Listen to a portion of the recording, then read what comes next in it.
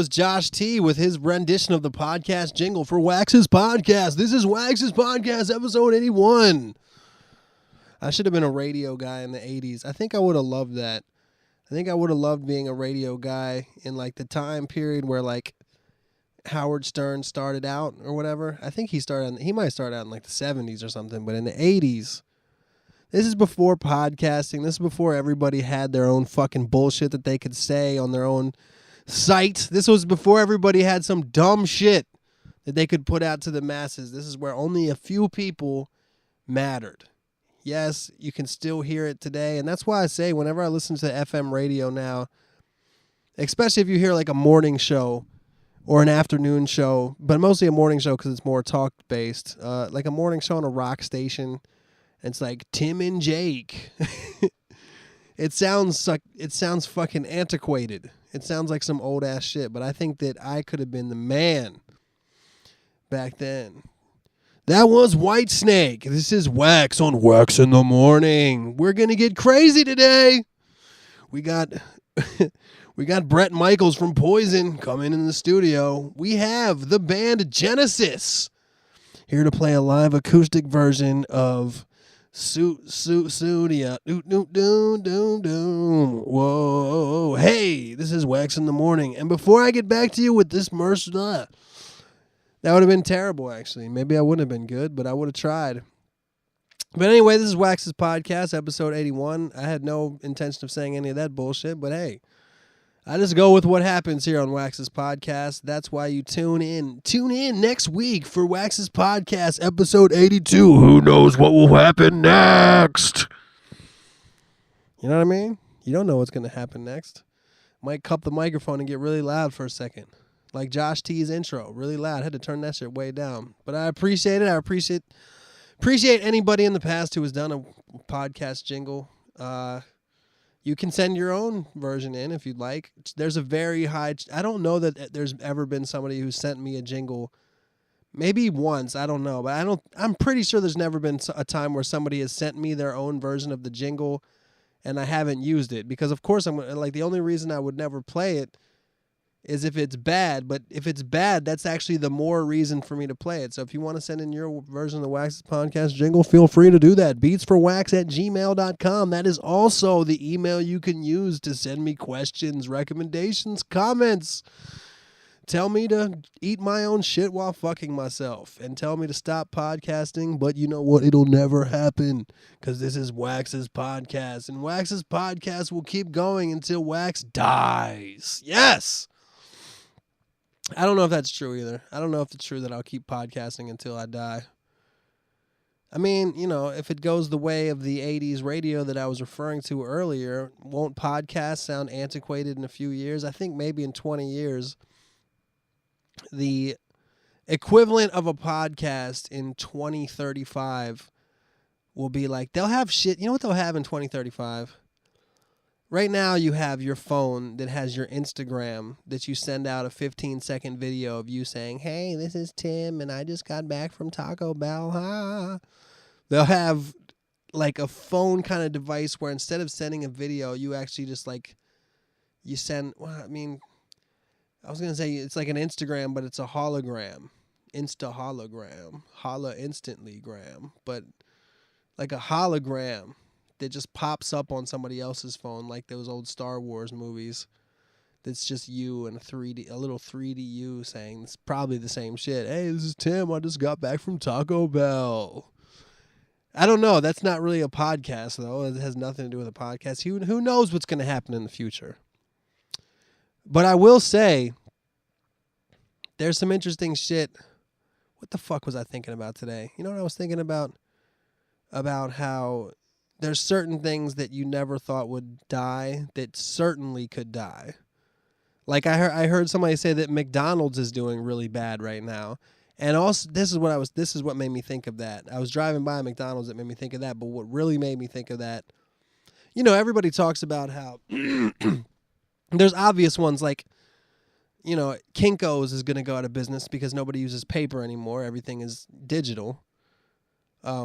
Blockbuster Video, of course, went out of business. I don't know if they fully went out of business yet, but pretty much are done because, you know, who gets DVDs anymore. Those Redbox still have a little bit amount of time because people still kind of have their DVD players, but within a couple years, it's going to be the same with music too. Everything is going to be streamed. Everything's going to live on the cloud and just come down to your little player, which will probably be a laptop computer or a phone or whatever for a while. But, things like that, pay phones. But then I think coming up soon, I think we're seeing, it might not be a complete demise, but we're seeing a real death, like not a death, an injury. We're seeing a real injury to McDonald's as far as the random person that told me this. I don't even know if this is true, but I hear that McDonald's is doing really bad now because people are more health conscious and there's just more options in general, McDonald's is trying to catch up by being health conscious and having their little salads and having their little fruit cups and shit. But who goes to McDonald's to get a fruit cup, Anyway, I don't think that they're going to die out anytime soon, but I heard that they're not doing as good as they used to consistently do. But I think an even better example and somebody who's going to take an even bigger hit, and this is going to lead into some other shit because this was a Super Bowl commercial I saw. Anybody that's not from America, that you probably know this anyway because everybody knows everything about America. That's the way that Americans think. Americans think they're the center of the universe and everybody knows everything about them, which actually rings true in some cases considering most people that are at least in a first world country know that Barack Obama is the president of the United States, whereas nobody in America knows the name of any other world leader. So there is a certain truth to that, but only a basic truth. But for people out there that are not Americans, we have this thing every year called the Super Bowl. And the sport, which you probably deem to be some silly sport, I mean, I think all sports are silly really in a way, but American football, not soccer, but football, which you've probably seen, everybody wears really pads and hits each other and tackles each other and passes. Everybody in America knows the game. I was a big fan when I was younger. But at this point in my life, I don't give a shit about sports, but yet it's still a thing every year that, the Super Bowl, which is the championship game of American professional football, it's a big deal. It's almost like a national holiday. It happens on a Sunday every year, not anymore, but the Super Bowl always will happen on Sunday. It's called Super Bowl Sunday, and it might as well be a national holiday, even though Sunday is a holiday in itself, but now, the Monday afterwards should at least be like a national half day so people can come into work late because it's a big drinking event.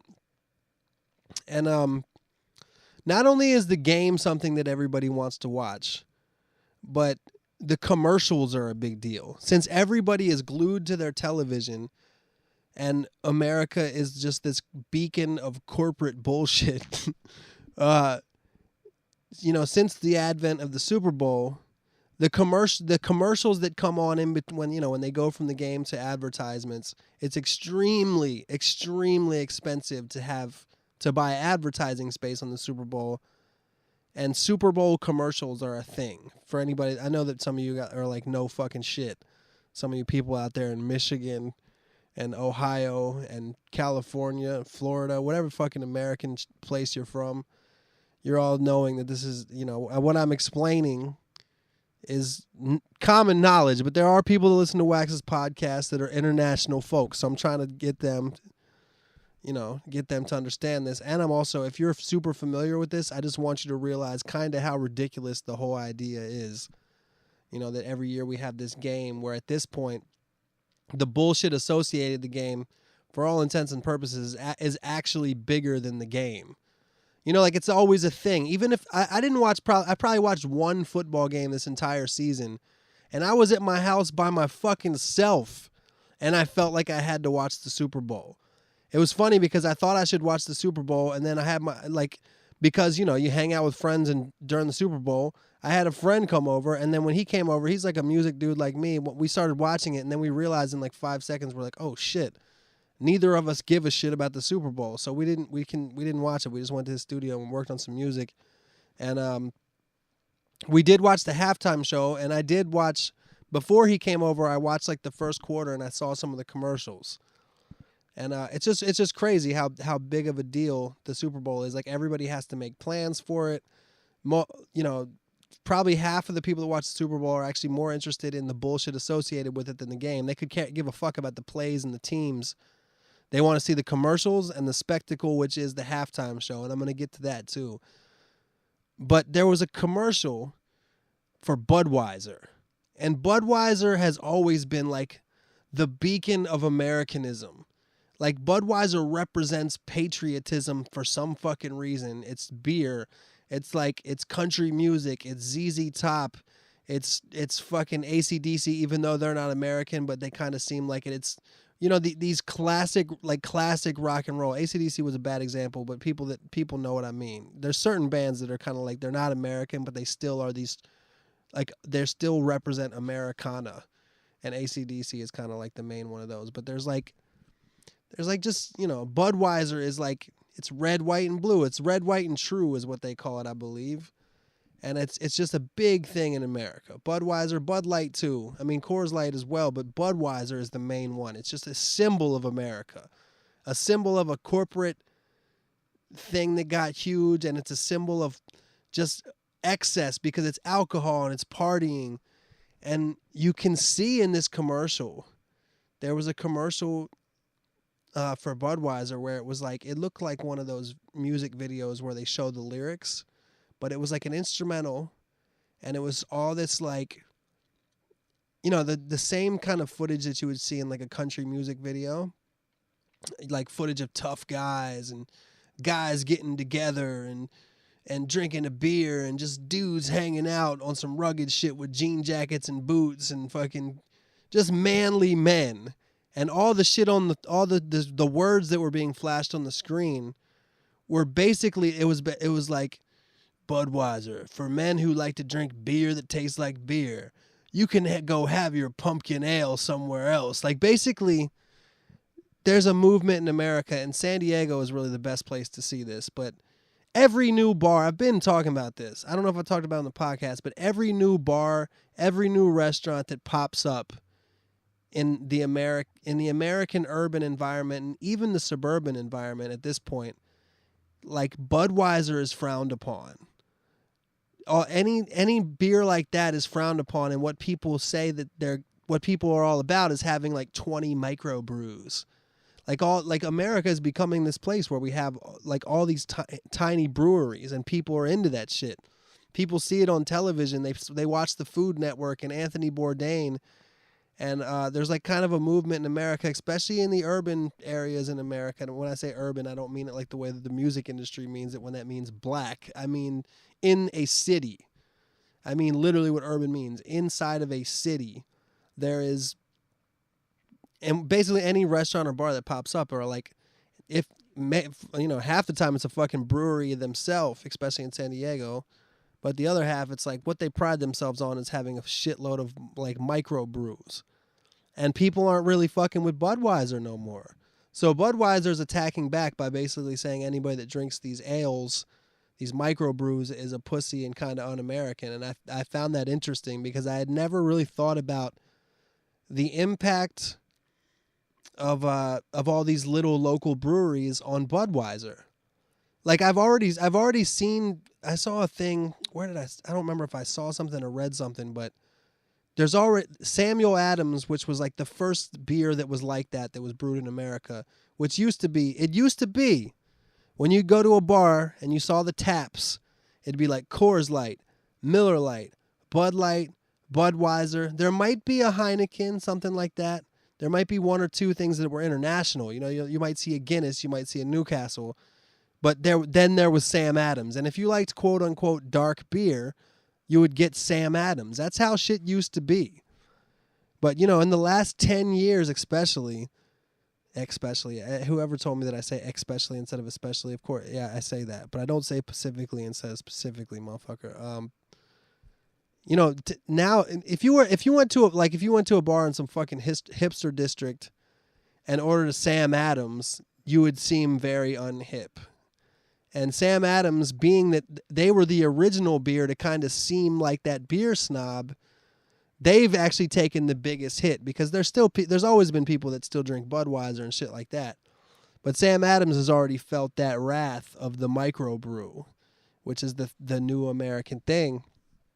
And it's just interesting. You would never think that Budweiser would have to fight back against something. So that's just how it works, and I don't feel bad for Budweiser because they enjoy, that's just the way it is. If you want to fucking play the game, you got to be ready to lose. That's how America is. America is just this. The older I get, the more that I think capitalism is a fucking negative system. A lot of fucking people lose, and that people that win so fucking big that it really makes less room for there to be more winners. And it almost is nice to see something that's been winning so big for so long kind of die, That's how I felt about Blockbuster Video. Blockbuster Video, like I witnessed as a kid, you had like we had Video Plus, and Video Plus was like this little shitty video store, and then it got taken out by this a little bit better video store that seemed a little bit more corporate. It was just a bigger and better store, but it was still a local store. It was called Star World Video.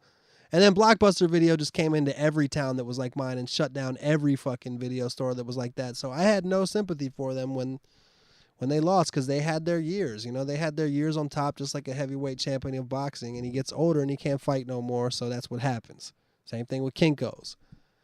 And you never would have thought something like that would happen to Budweiser, but it certainly seems like it will. And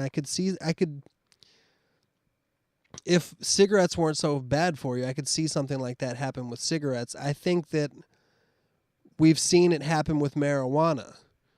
Anybody that knows anything about weed, especially in California or any of the states where it's legalized, when I was a kid, if you got weed, that weed came from Mexico and it was fucked up and shitty. Now, like, if I wanted to get shitty weed, I wouldn't even know who to talk to. But the weed that we get now is grown in these little dispensaries. It's not grown in the dispensaries, but these little groweries or whatever that are essentially the same thing as microbrews. People do this like scientifically and make this amazing marijuana that gets sold legally to everybody. So why would you illegally buy something that's cheaper but shittier? And that's really just the same thing. Budweiser is really the same thing as the Mexican drug cartels. And the only difference is Budweiser doesn't kill people because they do it legally, which really, to me, is kind of proof that, weed should be legal. That being said, maybe alcohol shouldn't be legal considering how many fucking people die from it. Now, this is all stuff I didn't plan on talking about today. But I did plan on mentioning something about the Super Bowl. But I made points in there. The rant that I just went on had some points. I don't know exactly what they were because my ADD is now kicking in and I don't know what I've been talking about for the last 10 minutes. But I think that I was talking about how, in capitalism you have to be prepared. When shit advances, whether it's technology, whether it's the internet fucking Blockbuster in the ass, or whether it's just I don't think that you would call the microbrewery thing, quote unquote, technology. I mean, we've always had that technology, but it's more like it's more like just a cultural awakening in a certain sense. More like a cultural awakening, I'd say, in a sense. And I think that people just are into, I don't know what you would call that, but it's certainly not the same thing as just technological advance. It's just societal and cultural differing over time, which will affect certain things. And it looks like it's definitely having an effect on Sam Adams and Budweiser, and it looks like it's about to have an effect on McDonald's. Because I know there was something, there were some chains of restaurants for people, chains like Chipotle and Panera Bread, I know, took some money out of pockets of smaller sit-down restaurants like Applebee's a couple years back when those restaurants got bigger and bigger. Panera, what's the fucking Mexican one? I can't remember. But Chipotle is one. Those kind of places where it's like $7 to eat and you don't really sit down with a waitress. I know they took out they kind of took some of the market share away from places like Chili's and Applebee's a couple years back. I read a story about that, but that's just how the shit works. shit gets different. You know what I mean? Isn't that amazing when you listen to Wax's podcast? You can hear just genius ideas, brilliant theories. And when I say that, I mean what I'm saying is that things change. I bet you've never thought that before. Things get different over time. It's a theory that you've never contemplated in your life. So let's stick with the Super Bowl. This is all that shit I just said. I just kind of was rambling about, but I did have something to say about the Super Bowl. I wanted to talk about the halftime show. For anybody that didn't see the halftime show, it was actually pretty incredible. From a purely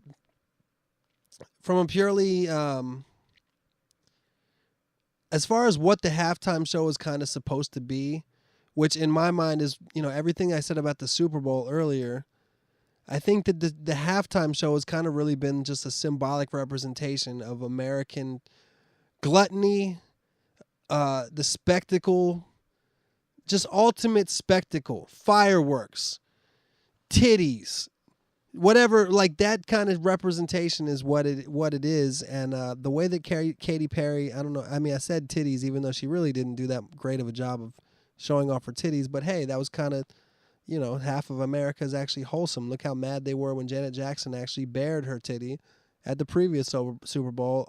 Although I, like every American male that was watching that, was hoping for a wardrobe malfunction with Katy Perry. But unfortunately, she kept her titties pretty well covered up. She kept her titties pretty well covered up. And let me tell you something. That is the truth. And if you want to fucking debate with me, you can feel just as welcome as you want to. You can't tell me that Katy Perry would be 50% of as big as she is as a national act without those breasts. Katy Perry's breasts are so fucking important for her career. And if you really sit down and think about what she would be like if she had an absolutely flat chest, even if she had little titties, it would be much harder for her. Not saying that she doesn't write and have other people write amazing pop songs for her.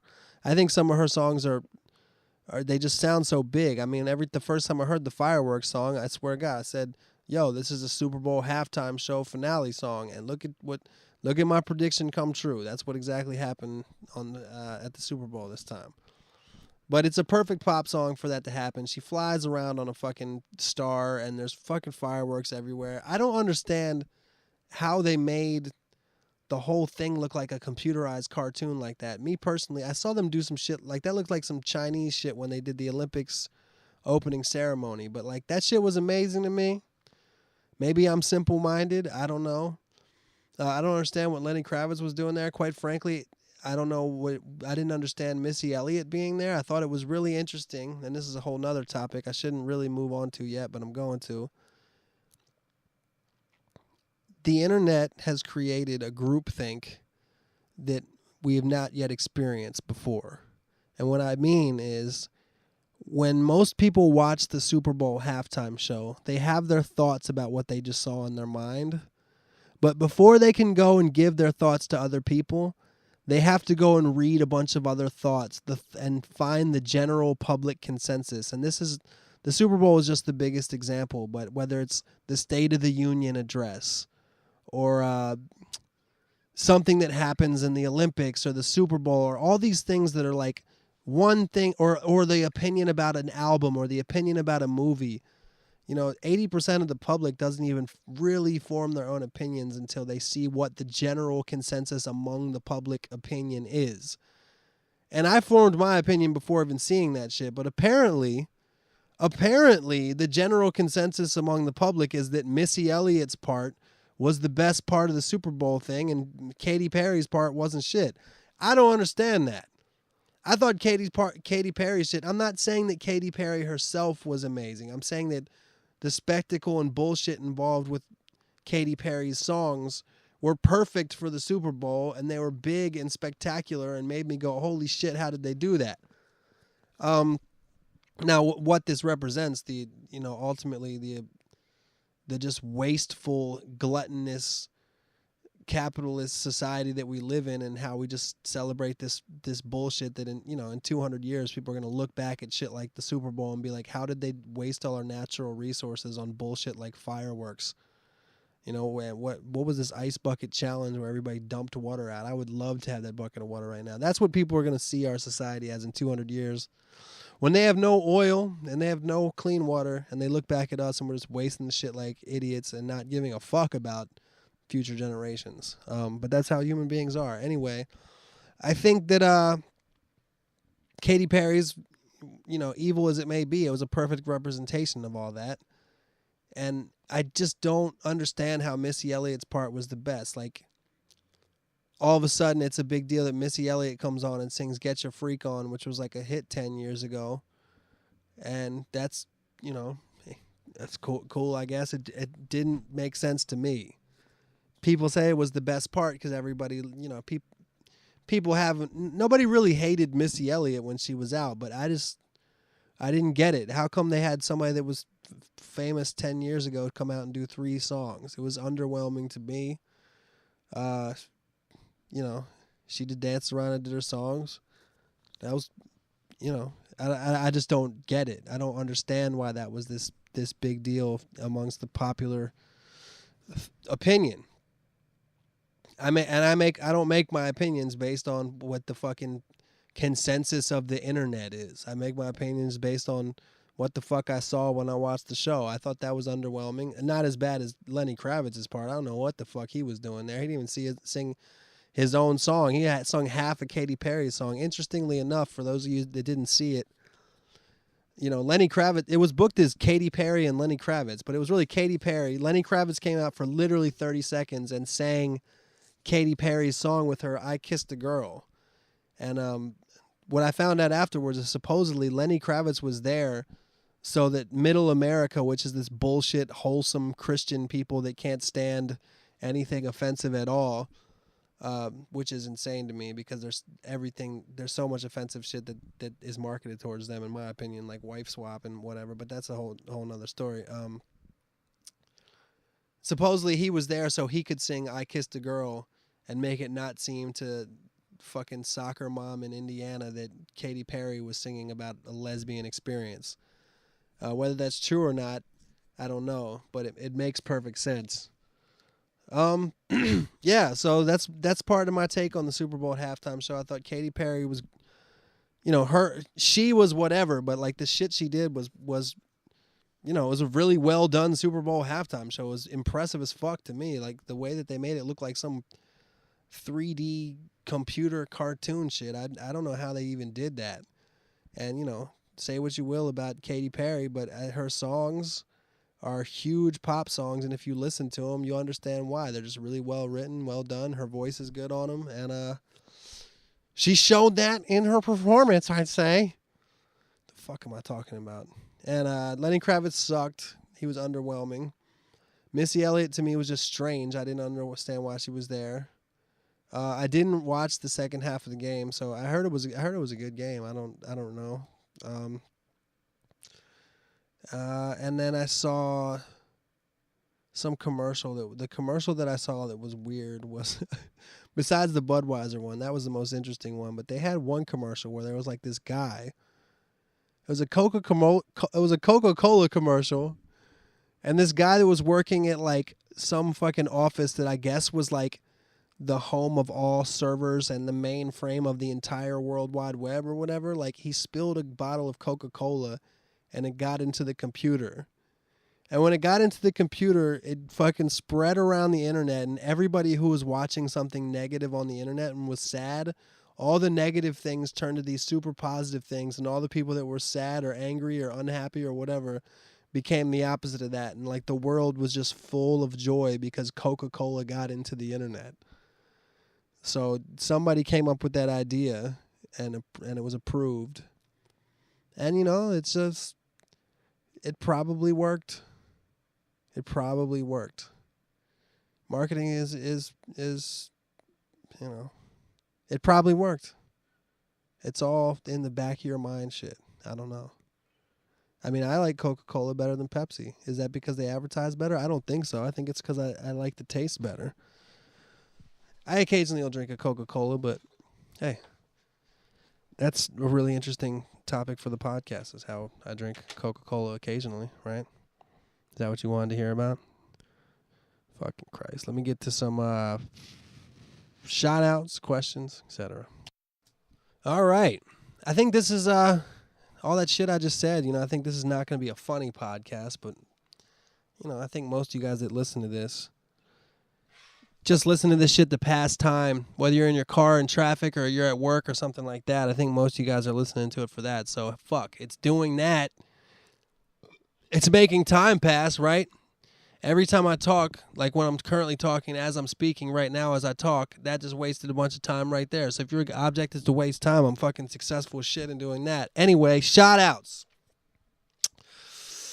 Robert C. from Good At Studios. Check out the Good At Studios podcast. I think I'm going to do that soon. Hey, by the way, whoever's emailing me from there trying to get me on there, email me at the other address that I sent you, not that one. Ed from Chicago. What up, Ed? Raul S. and his girl, Downey. Also his homie, Rosenbauer the Soldier. Jordan S., who recommends the J. Cole interview on Angie Martinez. I heavily recommend that as well, Jordan S. I feel like I actually mentioned that on the podcast before, but J. Cole has an interview on Angie Martinez that he put out after his most recent album. His recent album was called, I forgot what the name of his album was, but it's something with a number in it or a letter in it or something. That's the dumbest shit I've ever said. Something with a letter in it. How would it not have a letter or a number in it unless it was Prince's old name? But no, it's good. He says a lot of shit that's interesting. He says a lot of real ass shit that I related to very, very heavily, being in some similar situations that he's been in. Not nearly to the level as him, but I was in some similar situations, and I see the world in a very similar way that he does. And I'd like to fucking be at the point in life where he's at mentally. That's where I'd like to be. So it was an inspirational thing to me, and it also make you smarter to listen to it. Nate the Plate from Michigan. Nate the Plate. Sean in Philly. Mike T, the security guard in the UK. We got Mark from Chicago, who recommends gin. Not Gin the rapper, although that wouldn't be a bad recommendation either. He is talking about gin, the alcoholic beverage. I can't remember the last time I drank gin, but he asked.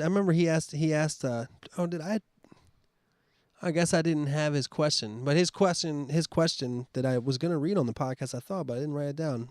Maybe I just thought him saying he recommends gin was just as good as reading his question, but his question was, he was talking about, he really just kind of started drinking recently, and he has this love for gin, and he was asking about ways to drink it other than gin and tonic or gin and pineapple juice. He said gin and juice, but usually gin and juice is either gin and orange juice or gin and pineapple juice. I think gin and pineapple juice is a good drink, and I think gin and tonic is really the best way to drink gin, because gin is a very strange liquor. Like, gin tastes terrible by itself, in my opinion. Like, I can't even think of think about it this way. Like, if you, I never hear anybody say, let me get 2 shots of gin. Like, nobody takes gin shots. And I remember the one time that I did take gin shots because my boy Darren ordered shots of gin just as like a prank. You know what I mean? Like a dare, really. But nobody really takes shots of gin. And correct me if I'm wrong, beatsforwax@gmail.com, but there's something strange that this liquor, which to me tastes like chemicals. Gin has a very chemical-y taste, but once you put tonic and lime in it, it's fucking delicious. So a way that I used to drink gin, just because I'm a fucking idiot, I actually wrote a song about it called Gin and Tap Water. That was what I drank. I used to have a bottle of gin in my freezer sometimes, because there's not really any fucking logical reason for that. It was just when I'd run out of beer and it was too late for the liquor stores to be open, I would drink gin, and I would mix it with, I'd just put it in a cup and then just fill it at the tap water. It had no ice or nothing. It's just some alcoholic shit. But I wouldn't recommend that as the way to drink it. But it certainly is a symbolic of place you may be in life. I know there's there's also a drink called the Sloe Gin Fizz, but Sloe, SLOE gin, is actually like a different kind of gin than regular gin. I think it's almost like, there's rum, and then there's like that Parrot Bay rum, or like Malibu rum. I don't even know if Malibu is like considered technically a rum, but I think Sloe Gin is a flavored gin. Now I don't know too many ways to drink gin besides gin and tonic and gin and juice, but you can drink. I know that gin is for people that are on diets. They'll drink gin and soda, gin and club soda, because club soda doesn't have any carbs and shit that tonic has, and gin is considered the least like fattening liquor. I think the clear ones are better for that. I know that. But as far as better ways to drink it, I don't really know. Maybe put it in the microwave for 45 seconds, then piss in it, then mix it around with some ants. Put some ants that you found on the ground. Ants, piss, heat it up, and then pour it on a piece of carrot cake. Just totally soak the carrot cake in it. That's the way I'd recommend it. Anyway, got Waldo from the Bay. Chris M. What's up, Chris? John G. from Philly, who used to play in a band called A Case of the Mondays. That was a band back in the day that my old band, McGregor, used to play with in Philadelphia. At a place called the Grape Street Pub, which was in Manayunk, which was like it was in Philadelphia, but it was kind of right outside of Philadelphia. Almost like how Burbank isn't Los Angeles, but it really kind of is Los Angeles. It's kind of like that. But shout out to you, man. Good. Thanks for emailing. And then I got final shout out to Big Rob. All right, what do we got here? Dear Wax, this is from Aaron, Aaron. Not a female, most likely, which would be unlikely anyway, because this is obviously a much more male-dominated show when it comes to listeners. Dear Wax, as most people in this generation, I'd like to be a musician. Is that true? That most people in this generation want to be a musician? I don't know. The problem is, unlike most who have made it, I'm not the son of some music producer, nor lucky enough to be born into a wealthy family. Not only that, but I don't even have any connections. All I really have is my love for music. What kept you going when you were broke with just the desire of wanting to make it? And when do you think it's time to let go of your dreams and just accept you'll never be who you wanted to be? Thanks for the advice and keep working hard, brother. Sincerely, Aaron. This is. I really wanted to talk about this question. I don't know if I can answer all your questions, because the question of when it's time to give up on your dreams and just accept that you'll never be who you wanted to be is a very difficult question. I have a song about that question. It's called "We Can't All Be Heroes." So check that out on YouTube, or my last album, Continue. Plug, hey, but check that out if you haven't heard it, because I addressed that on there. And it's really not possible to tell somebody when to do that. I mean, some people really need Simon Cowell to tell them, yo, just give the fuck up, because some people, unfortunately, just don't have what it takes. And another unfortunate thing is that some people, especially singers and rappers, are so ridiculously confident and think they're amazing when they're the opposite. It's really sad. For some reason, like music is weird because, how do I say this? If you don't have musical talent and can't hear music the way that musicians hear it, it actually makes it more likely that you'll think that you're a good singer when you're not. Because if you don't even have the ability to know whether or not you're in key or off beat, or on beat rather, if you don't even have the ability talent-wise to know that, you're actually more likely to think that you're killing it, because you don't hear music the right way in the first place, if that makes any sense.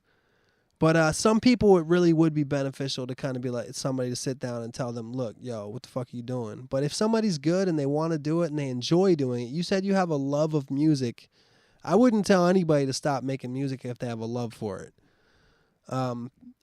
as far as wanting to make it, you know, you said what kept you going when you were broke with just the desire of wanting to make it. I really have two inspirations. One is I love music, especially when I was younger. I lived for the shit. It was just fucking this. It was just this thing that just like, holy shit, like transforms you, you know. But the other thing is I hate regular jobs. So those two things combined, you know, I've had regular jobs for a long time, and I would be making music regardless because I love it. But what really made me kind of take that shit to the next step is my fact that I hated regular jobs, and I never really found a plan B that I enjoyed. You know what I mean? A lot of people just that are really good at music and really love music, they find a plan B or fall into a plan B, whether that's marriage and kids or whether that's a job that they enjoy. Some people are just like, dude, I really love building houses. You know what I mean? I might be a badass fucking saxophone player, but I can do that on the weekends, and I got my Sunday gig, and I fucking what you know, you get what I'm saying. You know what I mean? For me, I never found a plan B that I enjoyed, and I just hated regular jobs and bosses and stuff like that.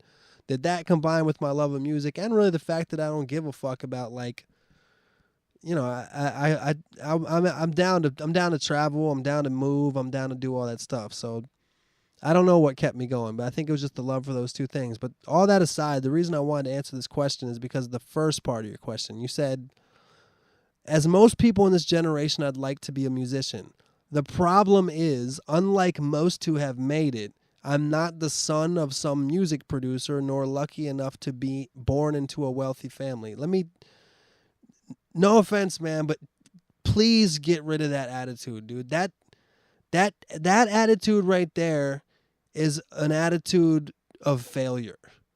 And I'm just saying this and keeping it real out of love, man. I want you to fucking scrap that bullshit. All that shit you're talking about right there is born out of jealousy and envy. Fuck them. Like, who gives a fuck if everybody else has connections from their musical father, or they're fucking rich so their parents bought them a fucking studio or whatever? Like, first of all, most motherfuckers are not like that. That is a fucking myth. Yeah, I've met people in the music industry that are somebody's cousin or somebody's nephew, but so fucking what, man? Don't think about other people. If you think about what other people are doing and you see other people's success as your own failure, that's a problem. Like, what you should do, and as a matter of fact, is fuck looking at those people. Look at people that didn't have that shit. Dude, my parents do not give a fuck about music. You know what I'm saying? I have zero relationships to the music industry, nor do I want to have a fucking uncle and shit like that in the music industry. I'd rather stay away from that shit. So don't think about it in this jealous way like that. That's a way to fail. And dude, if you want to fucking make it happen, you will find a way to make it happen. I've seen people on the internet that talk about, I would be doing that, but I don't have that fancy equipment to record. It's like, dude, if you want, I know motherfuckers that are broke. Dude, I got my shit because I got a fucking student loan. I still have to fucking pay the money for the student loan. Like, you can figure out, you can find a friend. Get a friend who has a fucking computer or a microphone. Like, people that want to do it will make a way. Yes, there's some people that have it better off. Yes, there's some people that might have fucking more access. Of course. That's because the fucking world's not fair. Complaining about that's not going to help you at all. That's just jealousy and envy, and it's something that's going to fucking tear at you if you don't let it go. Instead of looking at the people that succeeded because they had an unfair advantage, look at the people that didn't have shit compared to what you have. You have more shit than somebody else who made it. There's people who made it, both their parents fucking died of fucking crack overdoses, and now they're in the fucking NBA. There's people out there like that. Be inspired by them. Granted, I'm saying all this shit, and of course that I have my own problems. It's much easier to give advice than to take it, but be inspired by people who had fucking less than you that made it and didn't bitch the way that you're bitching. And I'm sorry if it sounds like I'm being whatever, but I just can't fucking stand that attitude. I hate when people, like when I first started making videos on YouTube, and I had like a fucking laptop and a Shure I didn't even have a Shure microphone. I had like a $30 microphone from Radio Shack.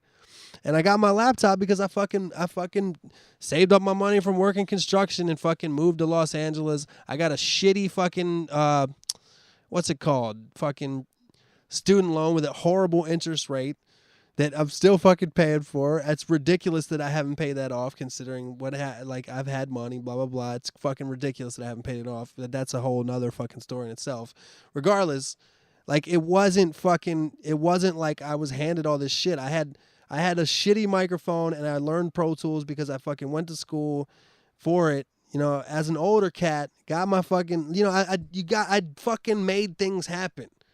And then there's like fucking things on the internet where they're like, yeah, I would have made that if I had all that fancy recording equipment. It's like, dude, first of all, this recording equipment is far from fancy. This is a shitty microphone with a laptop. And it's not like this fucking recording equipment was fucking given to me by my parents or given to me by fucking Jesus or my uncle who's fucking Timberland. You know what I mean? It's you got to make shit fucking happen, dude. Like, It's a fucking like an attitude of not like this attitude of like I won't even start to try to make things happen myself because I'm disadvantaged and look at all these people. Of course they're where they're at because they have all this stuff. I don't have anything. It's like, yeah, you don't have anything because your attitude is that you don't have anything. Fuck that. Go get something. You know what I mean? You gotta get it. The world is not fucking fair, man. I was talking about it earlier when I was talking about the Super Bowl. Shit's not fair. Dude, like the fucking guy, there's a fucking rapper who's Tommy Hilfiger's son. Like, I had friends that knew this guy. And, like, of course, like, the first song he makes, he can have an interview at Def Jam. You know what I mean? Like, people, of course, yeah, there's people with connections. What are you going to do? You can't do anything. The world's not fair. But you either try to do the fucking bullshit, or you have that attitude. And you know, I can't blame you for having that attitude, man. And first of all, I don't even know your background. For all I know, your parents died of crack AIDS, crack/AIDS when you were 1, and you fucking were raised by wolves in the fucking Everglades. I don't know, but I bet you got a friend that's got a laptop. I bet you got something. Yeah, I bet you got something. And the point is, look at people who had less than you that didn't have that attitude that made it, more than looking at people that were born on third base and you know, made it to home plate. You know, it is what it is, man. I can't fucking change the world. You can't change the world. You just got to live in it and try to make the right chess moves. I don't know. And it's easier for me to give advice than to take my own advice because I'm over here acting like I fucking know everything. I don't know everything, Aaron, but that was a little rant that I just went on because I just don't like the attitude, man. I don't like that. Like, the problem is I'm not like most who made I'm a son of a mutant, like born a wealthy family. Like, it's like that attitude gets you nowhere, man, you know? Anyway, sorry, man. I'm sorry if that came off harsh. Next joint. Hey, Wax, my name is Eduardo D. Born and raised in Brazil, and I'm a big fan of your music and podcast. Today is my 20th birthday, and even though you probably won't read this email today, it would mean a lot if you wished me a happy birthday /shout-out. Anyway, I'm excited for your next project. Keep up the good work, man. I appreciate that, Eduardo D, and happy birthday. Shout out to you in Brazil, man. I appreciate you listening from all the way down there, and you know, I wish I knew Portuguese so I could come down, or, you know, you could understand it better. But it seems like from that sentence you speak English pretty well. I'd like to come down to Brazil. Never been there. That's what I should do. I need to take a fucking trip. That's what I need to do. When I'm done, I'm glad you're excited for my next project. That should be out in probably April. I got tons of shit, by the way, for anybody who gives a fuck. I got a lot of good new music I'm working on. I'm working on some video concepts. I'm going to be shooting some videos. I'm going to have a new music project in probably April, which is pretty soon, actually. I got a lot of shit. This one is from Jack B. Yo, Wax, I'm a big fan. What's up? You said early April would be a release of... Oh, that's weird. I guess I didn't have to announce this. You said you released mixtape. So my birthday is April 6th. You should release it then. Well, I can't guarantee you that, but happy birthday in advance. I know it's a big thing to ask, but it's I appreciate that. Anyway, to my question. Who all was in McGregor? real and stage names, and what instruments did y'all play? I'm sure many other podcast listeners would be interested in this too, since I can't find any info on the band anywhere, so feel free to read this on the podcast. Sorry for errors, I'm high as fuck. And another thing, are both you and Herbal Tea fluent in Spanish? I hear Herbs' songs like Herbal Synapse and Grillin' and even Tijuana, which you rapped on it too in Spanish. So did he help you with that verse, or what? Sorry for bothering you. Have a good day. Well, it's no shout out to Mr. Tasty. He's saying yes. Okay, shout out to Mr. Tasty, and it's no bother at all. As far as the Spanish, I do not speak Spanish, even though I'm half Cuban. I'm adopted, and I was raised by non-Spanish speaking parents. My twin brother, who was raised in the same manner, he went through high school taking 4 years of Spanish. Then in college, he majored in Spanish. For a year in college, he lived in Mexico and spoke nothing but Spanish. He is now fluent in Spanish. Maybe it's just in your genes to want to know that shit if you're Hispanic. I don't know. Maybe he just my brother's just interested in languages. He's fluent in Portuguese too. That's just his thing. He likes languages. So now I'm terrible. I'm terrible at English too, but what the fuck happened to my foot, man? My foot just hurts. Where did I fucking hit I did hit my foot today at the grocery store. Dude, I did a classic dude thing today. Oh my God, my foot still hurts from that. Fuck. I think I hurt my foot. I was at the grocery store today with my little fucking cart, and I was pulling up to the aisle where I was gonna check out, and there was a hot girl walk by. I fucking turned around and I nailed my foot on some like a little shelf. Just a classic man thing. This girl was a yoga pants girl, just tight pants, and she had her ass was kind of like bouncing back and forth, left to right, cheek to cheek, and I looked over and saw it. Probably gave that look where if I was a cartoon, my tongue would roll out like a red carpet and my eyes would pop out, and then all of a sudden I fucking hit my foot really hard on the shelf, and it hurt that kind of shit where you hit your foot and you limp for a second.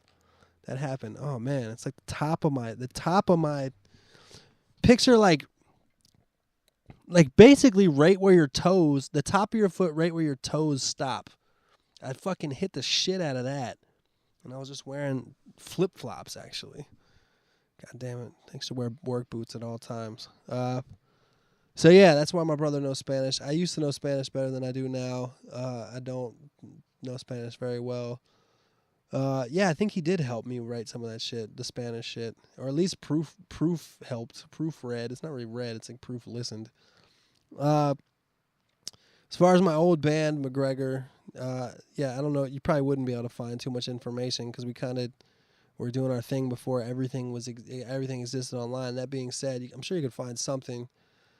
You definitely can find 2 of our albums on Spotify. One of them's called Beat Camp Tactics. One of them's called Scatterbrain. They're on Spotify, probably CD Baby, definitely on iTunes. We had me and my brother. I played guitar and vocals. My brother played bass. His name's Herbal Tea. He played bass and did vocals. My boy Chris Fraser played drums. My boy Dave Ellis, a.k.a. The Eugenic, played saxophone and also rapped. And then we kind of had a rotating, we had a 3-piece horn section. It was always a trumpet and 2 saxophones. My boy Dave, a.k.a. The Eugenic, played alto sax. And then we'd always have a tenor sax and a trumpet. The trumpet players included Brian Hint, Russ Bly, and, who was the other one? Oh man, I feel like a dick right now. Who was the guy? Who was the other trumpet player? Well, anyway, the tenor saxes were the main one was Mike G, and then this dude Devin played for a while. Didn't we have another trumpet player? Oh man, I don't know. I don't know. We had a rotating cast of horn section besides my man Dave that was always in it. So yeah, that's that. We played weird music. Some of it was really, really cool. At the very least, it was interesting. You know, we were rapping on all that shit. So if you want to hear the way I used to rap, you can check that out. Okay, this is Shannon from Wisconsin. Oh, female. Congrats on getting to your 80th podcast. I've been a listener since episode 1. That was a lot. There's a lot of she's saying she uses my music for training for a marathon. I appreciate that, and I appreciate the praise, Shannon. Anyway, I stumbled across a song that you did with your brother and Kazahaya, Kazahaya, called Every Little Lie. Why haven't you advertised this song better? It is amazing. What is the story behind it? I appreciate that, too. There's a lot of praise in this email. That song, yeah, Kazahaya, Kazahaya, Every Little Lie. We did that song, and we did another song with him called Remember Hip Hop. You can probably find that on YouTube. What's the story behind it? There's not really much of a story. That was years ago. He hit us up and wanted to do some music, and we did it. That's really not too much of the story with that. Keeping up. Okay, Shannon from Wisconsin. Just an update about me. You made fun of me on episode 5 about being single, baking apple pies, and enjoying my corgasms. If you guys don't remember that, this girl is kind of some freaking shit. Shannon was talking about how she does workouts. And, like, I guess she was talking about some kind of fucking sit-ups or some kind of ab exercise that would make her vagina rub together in some kind of way, and she would have orgasms. So she called them corgasms. But, been listening since episode 5. That's awesome, Shannon. That's sick. And she said, well, this biatch is getting hitched in less than 3 weeks and no longer needs those corgasms. Smiley face. And that's why I wanted to read your email, Shannon. I wanted to congratulate you. Congratulations on your upcoming marriage. I'm sure the man is very lucky. That's awesome. That's awesome. Congratulations. Hopefully this shit will last, unlike most marriages. It probably won't, but when it's finally over, hopefully you learn some lessons. I don't fucking know. Why am I talking like Barack Obama all of a sudden? I mean, look, the next email is from Geoff, affectionately referred to as, look, Geoff. All right, last one's from Geoff. As of last Friday, I am unemployed. It was kind of by choice, and I knew it was coming up. So I'd been saving up money to last me a little while so I could take a decent break from working for the first time since I got a job at 17. Well, that is awesome, Geoff. I think that you should do that. You should take that break, dude. I don't know how you lost your job, but if you can get unemployment for a little while, that'd be awesome. And I think it's great that you're deciding to take a break rather than stressing out about finding another job, which is really what most people do. I've mostly just been chilling around the house and working on some random projects that I haven't had a chance to work on in a while. I've been trying to figure out a few more things to do. I went on a short day trip to a somewhat nearby city the other day, which was cool. But I was wondering if there's anything you like to try to do in cities when you've been on tour.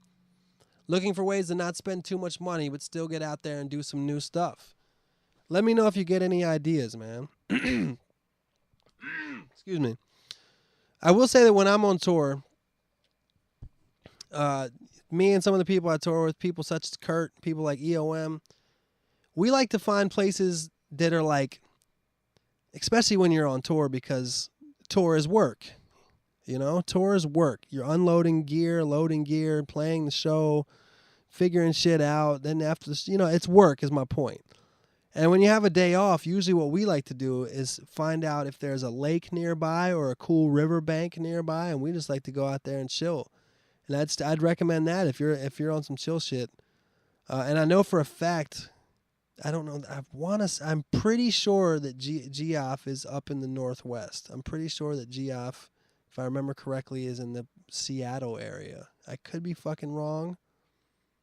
But I'm almost positive that Geoff is in Seattle, and I know there's a lot of cool shit like that up there. So check out some nature.